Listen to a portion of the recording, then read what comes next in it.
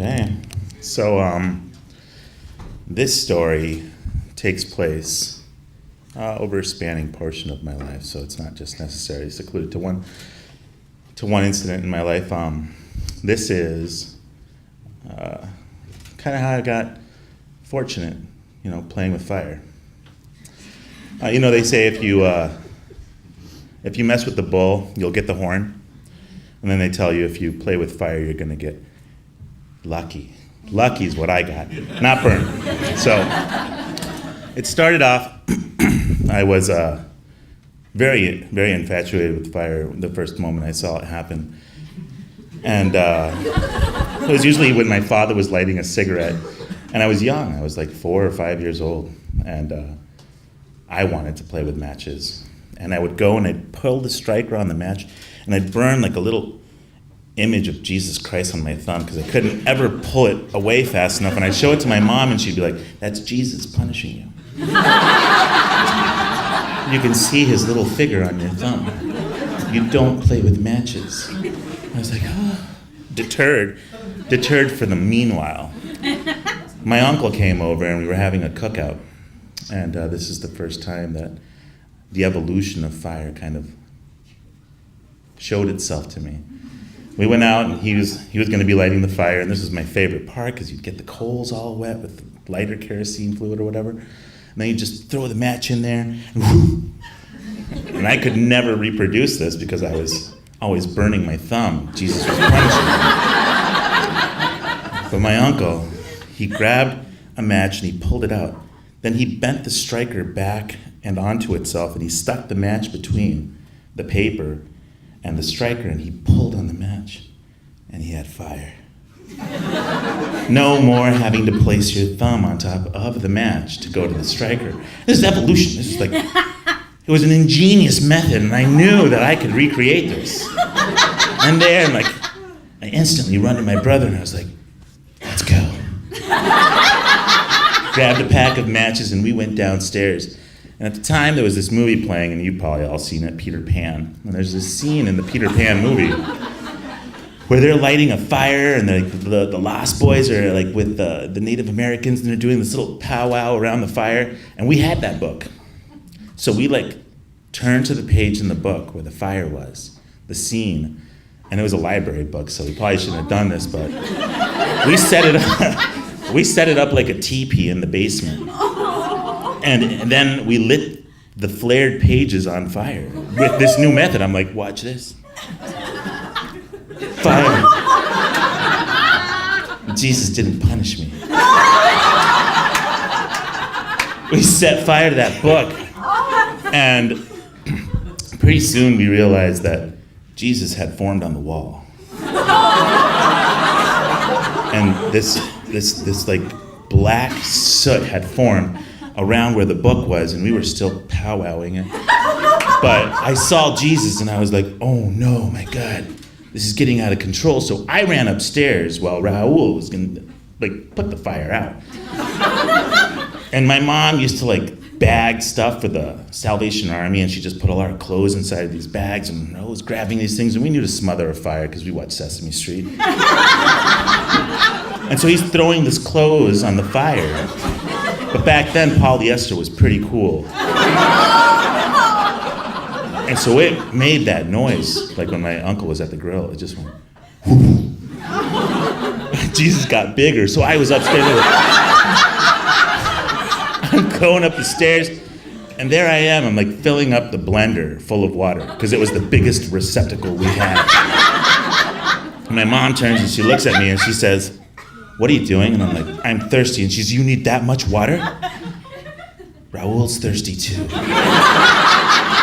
And I start walking down the stairs down to the basement where the fire was raging. And my mom decides to follow me. And I'm just traumatized. I'm like, if I keep on walking down the stairs, Mom's gonna see the fire. And Mom sees the fire, I'm gonna get hurt. It was like spanking in the day. And I just kept on walking down the stairs, and well, clearly she's not upset with me. But my mom hadn't cleared the first floor yet. She had walked down a few stairs, but she was too tall to see down into the basement. And so when she finally made it, 8 stairs down, she could see that there was a raging fire in the corner of the basement. And she's like, "What did you do?" And she grabs the blender out of my hands and she goes and she throws it on this pile of clothes, and my brother's still racing back and forth, grabbing more polyester. And she grabs this like little blender, it seems so small and minute now, and she throws it on the fire and it just goes, "Ooh, thank you, I was thirsty." And it keeps on raging on. And then I saw how ingenious my mom was. She ran over to the washing machine and the dryer, and she unscrewed the washing machine jack, or I guess it's like a hose, and she turned on the water. Well, she turned it off first, then she turned it back on, and she just used it as a spray hose, and she was like putting out the fire, and I was like, wow, it's a good thing Mom was here. And I'm looking up at the ceiling, and there's like these little embers on the rafters, and they were like still lit, you know, because it had like raged all the way to the ceiling. And I was like just looking at how the spider webs had gotten eaten up from that little area. And I was like, this could have gone really bad. And my mom said, you know, go to your room right now, because if I were to discipline you, it would end you. It would end you. Get out of my face. So I went to my room, and that was the first time I almost burnt my house down. The second time it would happen, I would be 14 years old. And I wasn't playing with fire this time, though I played with fire very often. I didn't do it in the house anymore.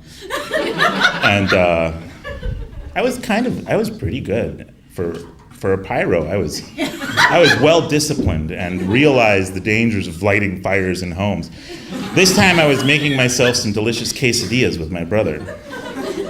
And I left the stove on. You know, this was really a genuine mistake. If I wanted to burn that house down, I wouldn't have started it in the kitchen. Not enough fuel. Basement's where the clothes is, you know?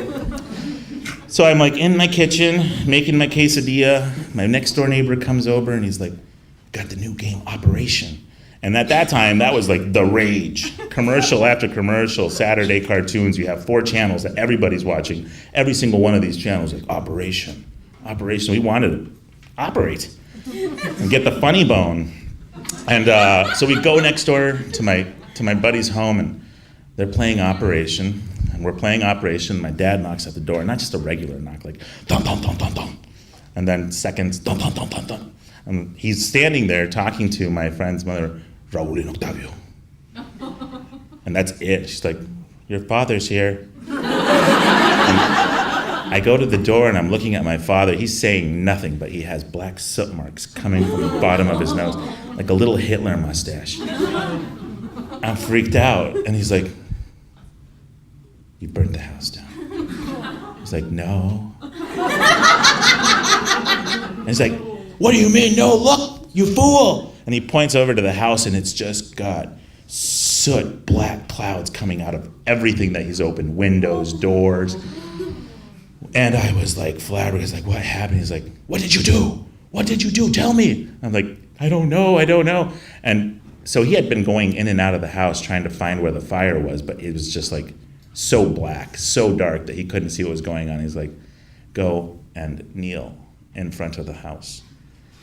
Kneel in front of the house. So we were like sitting, me and my brother, both of us not really sure who had started this fire or what had happened. And we're kneeling in front of the house, and every time a car would pass by, we'd pretend to be playing with the grass. We're not really punished here, kneeling in front of our house. It was a good day to play with dandelions. It was embarrassing. He wanted us to be kneeling there like this. So he's in the kitchen. And a little backstory here, we used to own a Mexican food store growing up. And it was built in a home where we had once, I had my grandmother living. They tore down some walls and they re-outfitted it to be a Mexican food store, and it was really successful. And then one day it got robbed, and it was a theft of the store, and they stole pretty much just music tapes and CDs, which are actually pretty expensive. And in the way my father did it was a consignment, so they allowed him to have all of these CDs and records, and then as he sold them, he would pay them the money for it. So now his entire supply of CDs and cassettes and records had been robbed, and it was over $20,000 in theft. And this was something that my father had been dealing with, but had never really spoken to us about. We were just like, oh, the store got robbed. We were just, teenagers, and he was struggling with a lot at that time. It's a wonder why he didn't just beat us when the fumes were coming out of the house.